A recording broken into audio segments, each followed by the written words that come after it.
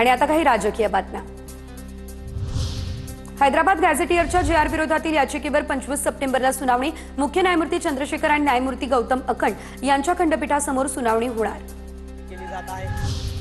Cabinet मंत्री छगन भुजबळ यांच्या दालनात उद्या ओबीसी मंत्री उपसमितीची बैठक। उद्या दुपारी 1:30 वाजता बैठकीचं आयोजन। बावनकुळेंसह इतर सदस्य उपस्थित राहणार। हैदराबाद गॅझेट अंमलबजावणीवरून ओबीसी वर्गात मात्र नाराजी। लक्ष्मण हाके यांचं जेल भरो आंदोलन पुढे ढकललं। पावसामुळे गैरसोय होऊ नये म्हणून आमचं जन आंदोलन फक्त पुढे ढकललं। लक्ष्मण हाके यांची ही माहिती। धनंजय देशमुख यांनी घेतली आता तानाजी सावंत यांची भेट। देशमुख कुटुंबियांसोबत आम्ही खंबीरपणे उभे, कायदेशीर लढ्यात आम्ही देशमुख कुटुंबियांसोबत, तानाजी सावंत यांची प्रतिक्रिया।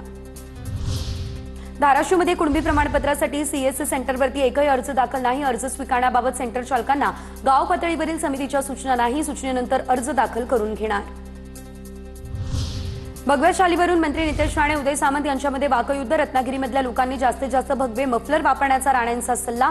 भगवी शाल काढली तर मी हिंदू नाही असं उद्या काही जण म्हणतील। उदय सामंत यांचा राणेंना टोला। नवरात्रीनंतर राज ठाकरे कोकण दौऱ्यावरती। वैभव खेडेकर यांच्या हकालपट्टीनंतर राज ठाकरे कोकणात मनसेचा नवा चेहरा देणार।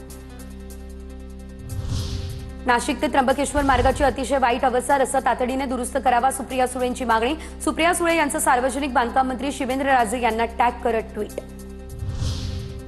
महानगरपालिका निवडणुकीसाठी उमेदवार निवडण्याकरता काँग्रेसचं निवड मंडळ। राज्यातील प्रत्येक महानगरपालिका क्षेत्रात शहर अध्यक्षांच्या नेतृत्वात 19 जणांचं निवड मंडळ। प्रदेशाध्यक्ष हर्षवर्धन सपकाळ यांचं सर्व जिल्हाध्यक्षांना पत्र। आमदार विकास ठाकरे यांची माहिती।